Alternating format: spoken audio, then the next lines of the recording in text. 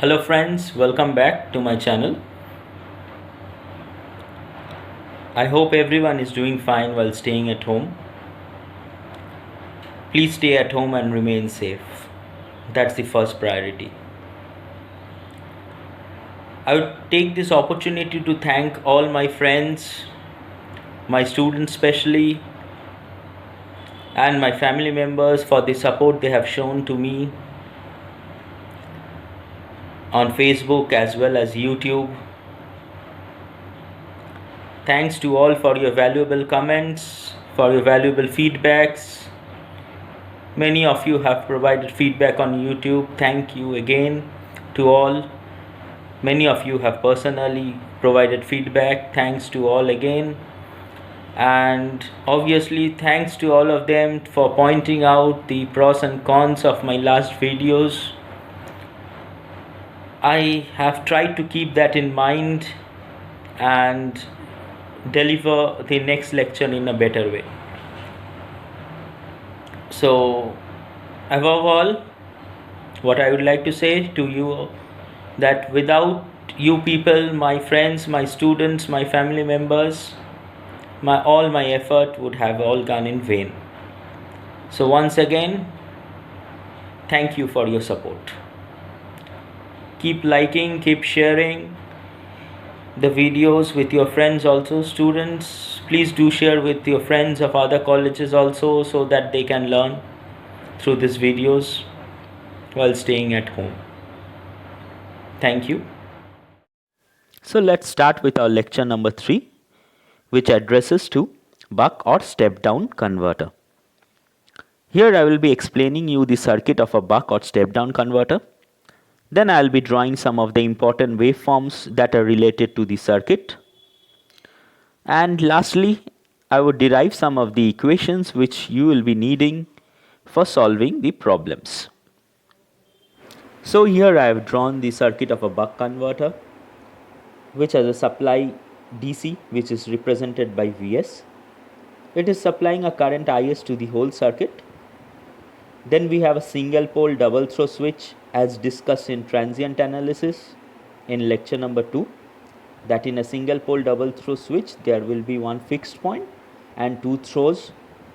So there is a fixed point called as S and two throws A and B. Then after that we have an inductor, capacitor and a resistive load. The output V0 is also DC voltage and input is also DC voltage. So it is a DC to DC converter. The inductor and capacitors are connected to reduce the current and voltage ripple respectively. Besides, I would like to bring under your notice that all the directions of current, that is for IS, IL, IC and I0, the directions which are assumed in the circuit are positive. And all the polarities of voltage given, like for VL, VC and V0, all are positive polarity. If the terminal polarity changes, suppose I am considering the inductor. The inductor arrow placed below the inductor shows the rise in potential. So the arrow tip is the positive terminal and the other side is the negative terminal. If suppose the inductor voltage comes out to be negative, then the arrow tip will be negative and the other side will be positive. That's what I want to say. Similarly, for a capacitor, if upper terminal is positive and lower terminal is negative, the calculated value of capacitor voltage will be positive. If the terminals are opposite in the calculated voltage, or if the calculated voltage comes out to be negative, we should assume that the voltage across the capacitor has changed its polarity. So that is what we should take our assumption. Now, firstly, what I want to explain to you is duty cycle. If you take a pulse as shown in the figure, I have taken a square wave or a rectangular wave which has some on time and some off time. So if you consider the time period, it will be T on plus T off according to the figure. Hence, duty cycle can be defined as the ratio between the on time and the total time period. So D is equal to T on by T. and you know 1 by t is equal to f, frequency. So d can be written as f into t on. So from the first point we can also write t on is equal to dt. So that becomes my second point over here. From the waveform you can observe that t on plus t off is equal to capital T, which is the time period of the figure. So that is my third point. And lastly, how can you calculate your t off? From third point you can write down t off is equal to t minus t on, and from second point substitute your value of t on, which is nothing but dt. Take your t common, so your t off will come out to be 1 minus dt. So it is very important, you need to remember 2 or 3 formulas like this, that is t on is equal to dt, t off is equal to 1 minus dt, and f is equal to 1 by t, where t is nothing but your time period, t on is the on time, and t off is the off time of the waveform. So let's start with analyzing the circuit. On the right hand side I will be drawing the relevant waveforms of the circuit, and I have divided the waveform figure into 2 parts, t on and t off. T on is equal to dt, t off is equal to 1 minus dt. So you may refer the bottom of the waveform, it is written over there, and again the same cycle repeats. So after t off again t on comes, so t on is equal to dt. The third region is again t on. So t on, t off, and again t on. Now we will study the region dt, which is t on period. What happens during this t on period? The S point is connected to A during t on period, and my circuit looks like this. So my voltage Vs is acting as my supply, and it is supplying the current to the whole circuit. Hence all the current directions shown in the diagram and all the polarities marked in the diagram are positive. You can understand it very well. Since Is flows from left to right in the circuit, IL will also flow in the same direction, and because IL flowing in this direction, IC will be downward and I naught will also be downward. And since there is a drop across the inductor, capacitor or resistor, the positive terminal will be the upward terminal only and the lower terminal will be negative. So we will apply KVL in the circuit. So since the current is going clockwise, we will start from Vs, then after that there will be a VL drop and the voltage across the resistor. Since capacitor voltage and resistor voltage is equal, so we can consider either of the term, either Vc or V naught, both are same. So if I apply KVL, what will happen? So it's starting from Vs, Vs minus VL minus V naught is equal to 0. So my primary objective is to find out VL. Hence bringing VL on the left hand side, what we will get? VL is equal to Vs minus V naught. Now Vs is a DC voltage which is constant. V naught is also a DC voltage which is again constant. So what will be VL? VL will be again constant. Hence if we draw the waveform for VL, it will be a constant voltage with magnitude Vs minus V naught. Thus you can observe in the waveform, the first one I have drawn for VL. I have drawn a straight line whose magnitude is Vs minus V naught. As you know that VL is coming out to be constant, it will be a straight line parallel to your time axis. Now let us try to draw the next waveform, which is of inductor current IL. We all know that the inductor voltage VL is equal to L dIL by dt. From there you will find that dIL is equal to VL by L into dt. So integrating both sides, you will get IL is equal to VL by L into T. So this is a generalized equation for inductor current. Now over here what we have to substitute is substitute the value of VL during dt period, which was calculated out to be Vs minus V naught. So IL is equal to Vs minus V naught by L into T. And since you can see the waveform, IL is my y-axis and T is my x-axis, this is a y equal to mx straight line equation, which has a slope of Vs minus V naught by L.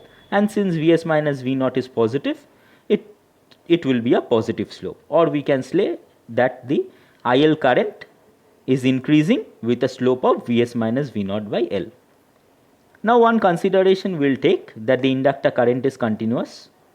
So the inductor current will not start from 0, it will start from some height and then become fully charged, reach to some height again and then fall back to the discharge position. So inductor will not discharge to 0, it is a continuous waveform. Or what we are precisely trying to state is that we are studying the circuit in steady state. Henceforth we have drawn the IL waveform which has a positive slope of Vs minus V naught by L, hence it is rising.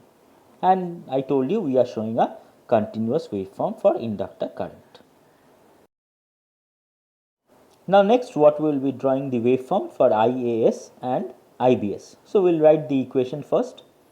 Since B point is not connected in the circuit, so IBS will be obviously 0. And if you observe the circuit, the current from A to S point is in the same direction of IL. So IAS is nothing but IL. Since IAS is equal to IL, whatever the wave shape I have drawn for IL, which is a rising slope of Vs minus V naught by L, IAS will look similar to that. We have drawn it. And since IBS is equal to 0, I have shown it over here by making the x-axis bold during the time dt. Now we will draw the waveform for voltage VAS. So VAS is equal to VA minus VS. If you look at the circuit, A and S point is short circuited. So both are at same potential, hence VA minus VS will give to be 0. So when you are representing in the waveform, I have made the x-axis bold which represents 0 for VAS. Now we will do the calculation for VBS. Before doing this calculation, I have made some terminology change in the circuit, as I found out to be that S point was also having a voltage Vs and my supply voltage was also voltage Vs. So there will be a confusion created because of that. So I have changed the supply voltage to Vi, and you can see in my waveform also VL, there is Vi minus V naught, and in IL also Vs is replaced by Vi. So now jumping into VBS calculation, what will be VBS? VB minus Vs. Now if you see, the B point is connected to the ground. So the potential at B, VB will be 0.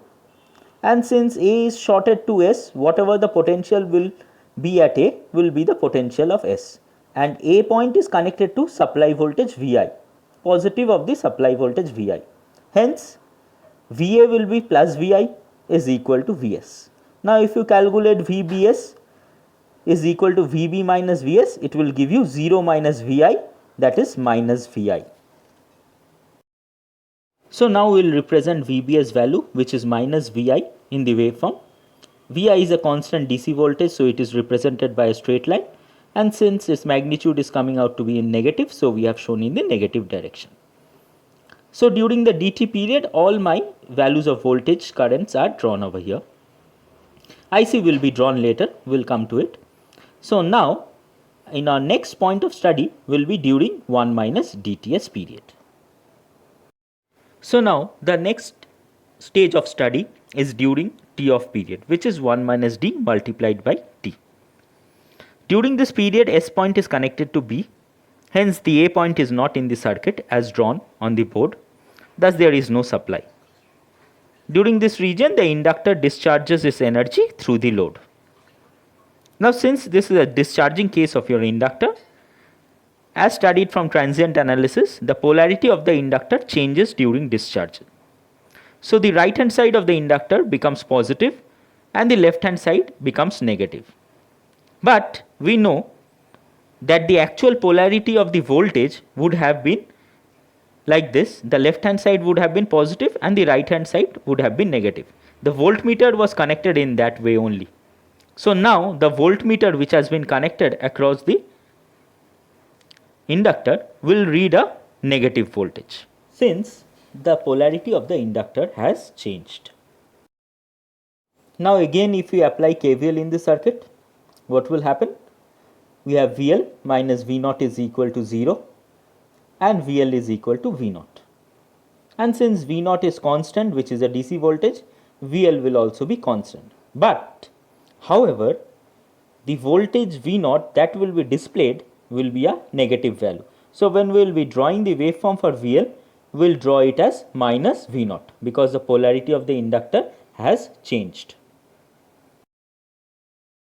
Hence we have drawn a constant voltage of V0 but in the negative direction.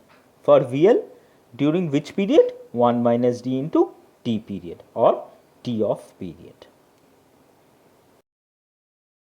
Next, what will be IL? IL will be VL by L into T, the generalized equation.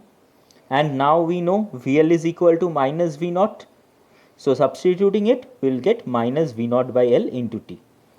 So we can say IL is again a straight line but having a negative slope of minus V0 by L. So I have drawn IL in the waveform during the T off period, which is a straight line but having a decreasing slope of minus V0 by L. So now we will calculate the values of IAS and IBS. Since A point is not connected, again IAS will be 0. And inductor current during discharge doesn't change its direction. So you can see IL to be flowing in the same direction as when S was connected to A. So IBS direction, that is B to S, will be same as IL. Hence IBS is equal to IL. Thus to represent IAS as 0, I have made IAS x-axis to be bold and IBS is same as IL. So which is nothing but a decreasing slope of minus V0 by L. I have drawn the same in the waveform. Now next we'll plot the value of VBS. Since according to the figure you can see B and S point is short circuited, both will have the same potential, hence VBS will be 0. Now finding the value of VAS, A point is connected to VI, so VA will be VI, B point is connected to ground, so VB will be 0, and since S is short circuited with B, Vs will also be 0. So VAS is equal to VA minus Vs is equal to Vi minus 0, that gives you Vi, which is the supply voltage. Henceforth I have represented in the waveform the values of VBS and VAS. VBS is 0, so I have made the x-axis bold during the time interval 1 minus d into t. And since VAS is equal to Vi, which is a positive value, I have represented Vi in the positive direction as a constant because Vi is a constant DC voltage. So over here I have completed the waveform. After the 1 minus dt period, there comes another dt period. So the first region is same as the third region. So whatever waveforms I have drawn during the first region for VL, IL, etc., I will draw it same in the third region also, which is the dt period. And so goes on. Now the next question comes, what is the average value of IL? If you apply KCL in the above circuit, you will get IL equal to IC plus I0. And since your capacitor does not support any average current, this I have told you during transient analysis explanation, the whole average current is nothing but the DC current I0, and that is what is the average current of your IL. Henceforth I have drawn the average current of IL, which is nothing but I0, as a dotted line which cuts IL into two equal halves, as it is an average value. Let the peak to peak ripple in the current be del IL. So obviously the value of the peak point to the average value will be del IL by 2, as it is the average value dividing the waveform into two equal halves. Now what is IC? We all know that KCL yields IL equal to IC plus I0. So IC will be IL minus I0. So we know the waveform of IL, which is shown in the diagram. If we decrement or decrease the value of IL by a constant value I0, we will get the value IC. Now we will draw the waveform for IC, which was represented by IL minus I0. We already know the waveform for IL and also know the point of intersection of I0 and IL. So at the point of intersection, IL is equal to I0. So IC will become 0. So I have drawn a dotted line from IL to those points first on the IC curve and made those IC at that point 0 and drawn it according to the waveform as IL, because it is nothing but IL decremented by a value or decremented by its average value, which is I0. Since I naught divides IL into two equal halves, we can say that the positive triangle which is formed in case of IC, one part of the positive triangle has a width of dt by 2 and the other part has a width of 1 minus d into t by 2 as shown in the figure. And also we should understand that during this time some charge is stored which is represented by del q as shown. So this completes the explanation of operation of the buck converter, and also I have explained you all the waveforms how it comes. Now we should proceed with deriving some of the equations which are required for solving problems. Now let us first derive the input-output voltage relationship. How the input-output voltage relationship comes? I told you previously in transient analysis is through volt-second balance, which states that average voltage across inductor at steady state is 0. So what we can write is Vi minus V naught into dt is equal to V naught into 1 minus d into t. The left hand side of the equation is the volt second of your t on period and the right hand side is your volt second of your t off period. So both should balance each other, hence we have given a equal to sign in between. Then we did the normal mathematical calculations and derived the equation that V naught is equal to d into Vi. This is a very important relationship between your input and the output voltage for a buck or step down converter. So now how you can say it as a buck converter or a step down converter?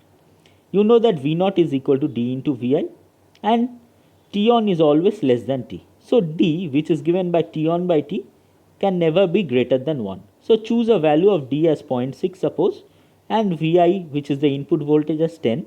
So V naught will come out to be 6 volt. So input voltage is 10 and output voltage is 6 volt. It is a step down converter. Next we will find out the input and output current relationship. Consider a lossless converter. So input power is equal to output power. Hence V naught I naught is equal to Vs Is. Thus I naught will be Vs Is by V naught. Substitute your Vs as dV naught. V naught cancels out and you will get Dis. So I naught is equal to Dis, which is another important relationship, the current input output relationship. So next calculate the value of the ripple current del IL. You know that VL is equal to L dIL by dt. So if you take the dt period only, so VL is equal to Vi minus V naught, and what is the change in current during this period is del IL. So dIL replaced by del IL and the time dt can be replaced by dt. Now del IL is equal to Vi minus V naught into dt by L. From here substitute the value of Vi as V naught by d as calculated before and you will get the del IL as follows. From here you can calculate the value of inductance also, which gives L is equal to V naught into 1 minus d by F into del IL, where F is the switching frequency. Now next let us calculate the ripple voltage and the value of the capacitance. So we know for a capacitor del Q is equal to C del Vc, where Q is equal to integration of I dt, which I can say the area under the curve, and we know the area of del Q as represented in the figure. So the del Q area is nothing but a triangle. So triangle area is given by half base into height. That height is nothing but del IL by 2. So half into del IL by 2 into the width is what? dt by 2 plus 1 minus d into t by 2. So it comes out to be t by 2 again. So from here replace del q as c del vc, and on the right hand side of the equal to sign you will get 1 by 8f del IL. From here you can easily calculate the values of del vc and c, which is written on the board. Next, another very important formula is the maximum value of current through the inductor, that is IL max. So if you observe the waveform, the average current through the inductor is I naught, and from that average value to the peak point of the inductor current, the gap is how much? Del IL by 2. So the maximum value of inductor current will be I naught plus del IL by 2. Now let us start studying about the boundary condition. What is actually boundary condition? We had considered the inductor current to be continuous in nature, but what a discontinuous inductor current looks like is what we have drawn on the left hand side. So my discontinuous inductor current is nothing but it starts from 0, the inductor charges up to some point and then discharges again to 0. So there is a boundary between this continuous and discontinuous conduction, which is given by a condition which is del IL is equal to twice I naught. So this is basically your boundary condition which limits or which prevents a continuous state from going into a discontinuous state. So del IL is equal to twice I naught. I naught you know is a resistive load, so it will be V naught by R, and del IL you already calculated it before, which was given as V naught into 1 minus d by F into L. Now calculate the value of L from here. You will get this value. L is equal to R into 1 minus d by 2F. This value of inductor is called as critical value of inductance, which is represented by LC. So next we will calculate the boundary condition for capacitor voltage, which is given by the equation del Vc is equal to twice V naught. And you know that del Vc is equal to del IL by 8FC. From here you can calculate your C value, then substitute your del IL which was calculated before, and you will get the value of capacitance, which is given by 1 minus d by 16 F square L. This value of capacitance is known as critical value of capacitance and is represented by C suffix C. Now we have to replace the single pole double throw switch with some power electronics device, and what should be it? We have to study it. So we considered a diode and a MOSFET as shown over here, and we'll try to find out the operating points on the static IV characteristics. Now in a diode, current can only flow from anode to cathode, and for a MOSFET current can only flow from drain to source. No opposite direction current can flow through the devices, hence the current flow through the devices during on state is treated as positive. Thus, while marking the operating point on the static IV characteristics, I have used a cross sign and marked the positive I axis only. Now if we are marking the operating points of the voltage, we have to consider the off state of the device. Now when the diode is made off, how we are switching off a diode? We have to reverse bias it, so it has to support negative voltage. So you see now the anode is connected to negative, cathode is connected to positive. But for a MOSFET, it doesn't support negative voltage. Drain has always to be positive with respect to the source. So we can say that the diode during off state supports a negative voltage, hence the cross mark is marked on the negative x-axis, and for a MOSFET it has to support a positive voltage even under off condition. So next what we will do is replace the single pole double throw switch by a MOSFET and a diode according to the voltages of VAS and VBS as plotted in the figure. Now since VAS is positive and IAS is also positive, the switch that supports positive current and positive voltage is what? MOSFET. Hence SA point is replaced by a MOSFET, and IBS current is positive and VBS current is negative. So which switch supports a positive current and a negative voltage? It is diode. So SB point is replaced by a diode, and the diagram which is drawn above represents the actual buck or step down converter as a whole. So let us now write down the equation for the switch ratings, the maximum voltage and the maximum current rating of the switch, that is the MOSFET. So I have replaced the AS terms by SW, so it becomes ISW, and Bs termed by D, which represents diode. So IBS has become ID, IAS has become ISW. VAS has become VSW, VBS has become VD. So from the figure, VSW should be greater than VI and ISW should be greater than I naught plus del IL by 2. Similarly, for diode rating, VD, or you can write as peak inverse voltage PIV, should be greater than VI, and ID should be greater than I naught plus del IL by 2 again. Now, next I would like to find out at which duty cycle del IL will be maximum.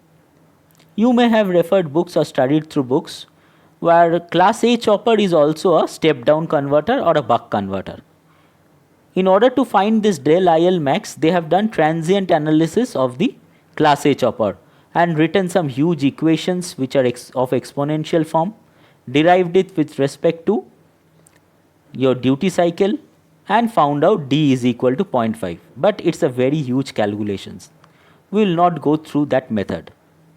What we have found out is del IL for buck converter, which was del IL is equal to V naught into 1 minus D by F into L.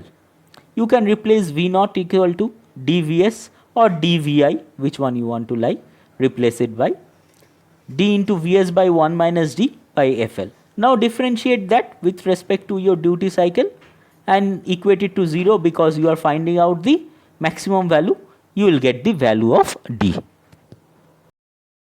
It d by d of dVs into 1 minus d by Fl equal to D. The denominator will become 0. The first part will be A differentiation of B, and B is only just Fl, a constant part, so that differentiation will be 0. So the second part will remain B differentiation of A. So Fl d by dd of dVs into 1 minus d and equal to 0. So again Vs is constant, comes outside. So it becomes d by dd of d minus d square. That comes out to be d is equal to 0.5. So it's a very easy step. You don't have to go through the huge transient analysis which covers pages after pages. And it's a very important problem that comes in GATE also. That is, at which duty cycle your del I is maximum for a buck converter. That is, d is equal to 0.5. So another problem or a formula derivation had come for GATE also. What is the formula for del IL max? So you know that del IL max will occur at d equal to 0.5. Just substitute that 0.5 in the above equation. You will get del IL max equal to Vs by 4Fl. So guys, here I come to the end of lecture number 3, which was on buck converter. I hope that everyone has understood each and every minute detail that I had shared with you. If you have any problem, please do let me know on the comment section. And also please provide your feedback regarding the lecture. In this lecture, I had explained to you about the operation of buck converter, drew all the relevant waveforms, and derived each and every equations which you will be requiring while solving problems related to a step down converter. And once again, I would like to thank you all for the support you had shown towards me. So in the next lecture, we will be studying about boost converter in the same way. First, we will study the circuit operation and try to draw all the relevant waveforms. Then derive each and every equations which are required to solve problems regarding boost converter.